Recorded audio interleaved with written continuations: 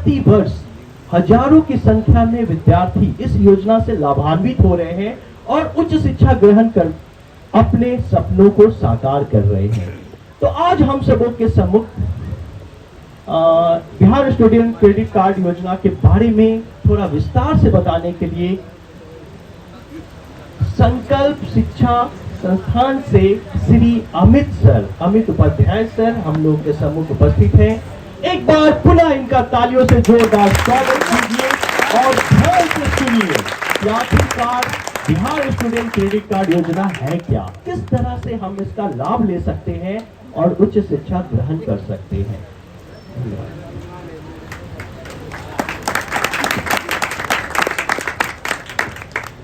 Hello, सबसे पहले मंच पे हमारे अतिथि का हेलो गुरुजनों का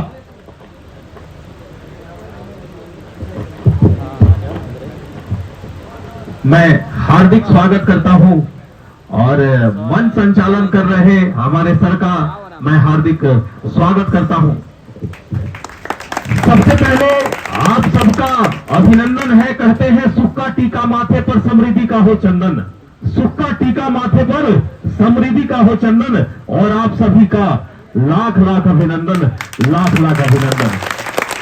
सबसे पहले आपसे पहले अभिनंदन इस टॉपर्स क्लासेज का कि जिन्होंने इस सुदूर देहात में, एक सुदूर इलाके में, मनेर जैसे छोटे से इलाके में इतनी धमाकेदार प्रस्तुति दिलाने का काम किया है। तो धन्यवाद, अभिनंदन, जज्बा, इनके जज्बे को सलाम टॉपर्स क्लासेज के गुरुजनों का, और साथ में सलाम है आपके भी जज्बे का कि आपने 2 साल जो साथ दिया है, जिस लगन नहीं रहते हैं आपके भी अगल बगल 2 सीनियर में ऐसे सोच रखते कुछ लोग पटना में। ये तो बहुत अच्छी बात है सर। तो इसमें जुड़ने के लिए योग्यता क्या होना चाहिए सर? उम्र की क्या उपलब्धि होनी चाहिए, कितना निर्धारित है, या कुछ मानक उपाधियां होनी चाहिए, कितना कैंडिडेट को पास आउट होना चाहिए वगैरह वगैरह, कुछ थोड़ा विस्तार से। जैसा कि रवि सर ने जो प्रश्न उठाया है वो बहुत जायज है, और आप सभी को जानना चाहिए कि जो बच्चे कम से कम 10वीं उत्तीर्ण है, जो बच्चे कम से कम मैट्रिक पास है, वो बच्चे इस कोर्स को कर सकते हैं, भले ही उन्होंने कोई भी उच्चतर शिक्षा ग्रहण कर रहे हैं या किया हो, चाहे वो बीए कर लिए हो या फिर वो एमए कर रहे हो या इंटर उत्तीर्ण हो, वो सभी बच्चे इस कार्यक्रम के लिए पात्र हैं। जनरल कैटेगरी के लिए 28 वर्ष 15 से, ओबीसी कैटेगरी के लिए 31 वर्ष, और एससी एसटी तथा विकलांग कैटेगरी के लिए जो उम्र सीमा तय की गई है सरकार द्वारा वो 33 वर्षों तक तय की है। क्या रवि सर? बहुत अच्छा सर। मैंने सुना है कुछ और भी सर, मैंने सुना है कि क्या यहाँ के विद्यार्थियों को बेरोजगारी भत्ता भी मिलता है? मतलब क्या वो अगर इंटर पास कर गए हैं, रोजगार नहीं कर पा रहे हैं, तो सरकार की तरफ से आर्थिक सहायता भी प्राप्त करते हैं क्या? जी हाँ, इसीलिए इसका नाम है पहला निश्चय का आर्थिक हल एवं युवाओं को बल। जो बच्चे इंटर उत्तीर्ण कर चुके हैं और वो बच्चे आगे अध्ययनरत नहीं है, उनको 1,000 रुपए के रूप में 2 वर्षों तक स्वयं सहायता भत्ता राज्य सरकार द्वारा प्रदान किया जाता है, ताकि वो अपने कभी वो आगे एग्जामिनेशन कहीं देने जाए या कहीं रोजगार खोज रहे हैं, तो वो पैसे से कोई फॉर्म भरना हो तो एडमिट कार्ड वगैरह जानते हैं कि फॉर्म का रेट ज्यादा है, तो वो पैसे 1,000 2 वर्षों तक आपके खाते में 2 वर्षों तक जी सर, 10,000, जी सर, 12 दूना 24,000 रुपया। जी हाँ, 24,000 विद्यार्थियों को 24,000 रुपया मिलेगा। बिल्कुल सर, एकदम 24,000 रुपए एक वर्ष महीने करके 2 वर्षों तक मिलेगा इन बच्चों को। कैसे मिलेगा सर, उसके बारे में तो आपने बताया ही नहीं। जो बच्चे ये करना चाहते हैं, खास करके उनका, अगर वो कुशल युवा कार्यक्रम की ट्रेनिंग कर भी लेते हैं, जैसे अभी बहुत सारे यहाँ बच्चे जो दिख रहे हैं हमारे, उनका 20 वर्ष अभी उम्र पूरा नहीं है, तो अभी वो केवाईटी की ट्रेनिंग करें, कंप्यूटर सीखें, इंग्लिश सीखें, और जब उनके 20 वर्ष हो जाएंगे तो 21,000 रुपया 2 वर्षों तक उनको राज्य सरकार द्वारा स्वयं सहायता भत्ता के रूप में दिया जाएगा, भले उसके इंटर के बाद वो अगर पढ़ाई छोड़ चुके हैं तो। मतलब कि 24,000 रुपया भी लेना है तो उसके लिए केवाईसी करना पड़ेगा। बिल्कुल, कंप्यूटर नहीं सीखेंगे तो आज के समय में इंग्लिश नहीं सीखेंगे तो रोजगार कैसे पाएंगे? मतलब कहीं न कहीं शैक्षणिक ज्ञान के साथ साथ हमारे राज्य सरकार का जो ध्येय है, जो सोच है, तकनीकी ज्ञान की तरफ, कि तकनीकी ज्ञान इंग्लिश प्लस सॉफ्ट स्किल, जिस वजह से हमारे विद्यार्थी दूसरे राज्य के विद्यार्थियों की तुलना में पिछड़ जाते हैं, अब वो कैपेबल हो सकते हैं। और ये सब कुछ निःशुल्क हमारे मनेर में भी उपलब्ध है। मनेर में भी ये इसके केवाईसी के सेंटर्स चलते हैं। मैं स्वयं एक संचालक हूँ आर्यन कंप्यूटर्स मनेर। हमारा एनजीओ विगत 18 वर्षों से मनेर में सेवा देता आ रहा है, महिला सहयोगी विकास संस्थान मनेर में। तो एक बार आप लोगों से मैं भी चाहूंगा कि एक बार तालियां हो जाए। धन्यवाद। और सर एक बात और, सर जैसा इस साथ एक और योजना के बारे में बताई थी, स्टूडेंट क्रेडिट कार्ड योजना, भला वो कैसे अछूता रह सकता है? अगर आप उच्च शिक्षा ग्रहण करना चाहते हैं तो उसके लिए क्या बतौर काउंसलिंग सर करवा देते हैं, बतौर आपकी रुचि रहनी चाहिए बस उच्च शिक्षा में, और क्या क्या सुविधा मिलेगा सर? देखिए, जो बच्चे अभी इंटर उत्तीर्ण कर लिए, अब उनको लगता है कि हमने केवाईसी कोर्स कर लिया, कंप्यूटर और अंग्रेजी का ज्ञान हो गया, साथ में व्यवहार कौशल सीख गए, उसके बाद आपके पास अभी 3-4 महीने का समय, उस समय का सदुपयोग पहले कीजिए।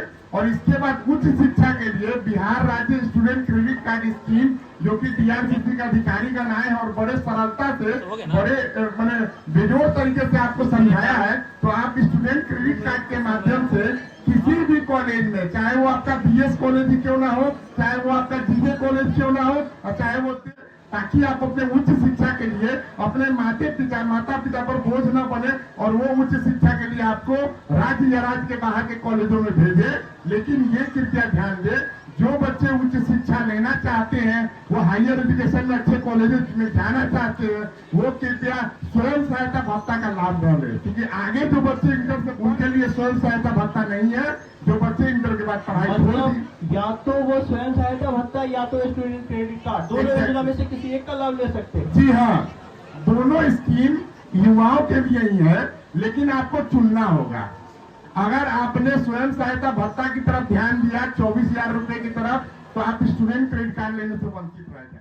और एक बात फिर से बता दूं, स्टूडेंट क्रेडिट कार्ड योजना के अंतर्गत जहां बालकों के लिए मात्र 4% ब्याज पर 4 लाख तक का लोन दिया जाता है, लड़कियों के लिए मात्र 1% ब्याज पे उन्हें ये ऋण मुहैया कराया जाता है। एक बार पूरा तालियां हो जाए हमारे। और अभी पीछे से सर ने मुझे एक प्रश्न दिया कि क्या सरकारी सेवा में कार्यरत अगर कोई है और उनके बच्चों के लिए यह योजना का लाभ लेना चाहते हैं तो क्या वो पात्र है? जो हमारे अभिभावकगण सरकारी सेवा में काम कर रहे हैं, जी हाँ, ये अगर वो बिहार के निवासी हैं तो उनके बच्चे भी ये सारी योजनाओं के लाभ वो ले सकते हैं, इसमें कोई भी बाधा नहीं है। और एक बार पुनः मैं रमेश सर का धन्यवाद भी देना चाहूंगा कि जो अपने स्तर पे अपने विद्यालय में हम कौशल विभाग केंद्र संचालकों को बार बार ये मौका देते हैं कि अपने कैंडिडेट के बीच इस योजना का प्रचार प्रसार कर सके, मोबिलाइजेशन कर सके। अभी एग्जाम से पहले, 12th के एग्जाम से पहले भी हम लोगों की टीम ने, हम सर लोगों की टीम ने स्कूल वगैरह कॉलेज वगैरह विजिट किया है।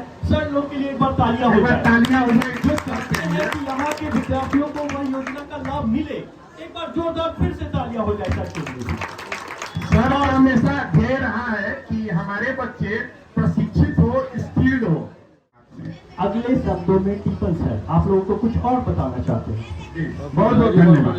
हेलो, हमारे गुलशन अपने सरकारी विद्यालय छोड़कर हम तक मतलब कि बहुत बहुमूल्य समय निकाल कर आए, और मीडिया वाले भाई भी हमारे बहुमूल्य समय निकाल कर आए, और सभी गणमान्य हमारे जैसे अतिथिगण भी समय बहुमूल्य समय निकाल कर आए।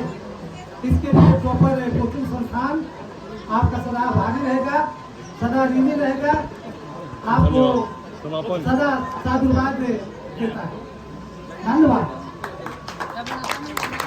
के मार्गदर्शन के लिए सभी विद्यार्थी तहे दिल से आपका शुक्रिया अदा करते हैं। एक बार पुनः श्री वकील सर के लिए तालियां हो जाए। कार्यक्रम को आगे बढ़ाते हुए सबसे पहले मंच पे आसीन सदस्यों का, शिक्षकों का अभिनंदन स्वरूप स्वागत करते हुए सबसे पहले हम लोग के सम्मुख वीरू और उनकी टीम के सदस्यों से आमंत्रित करता हूं कि वो आके माला पहना के सभी शिक्षकों का सम्मान करें। तालियां बजती रहनी चाहिए।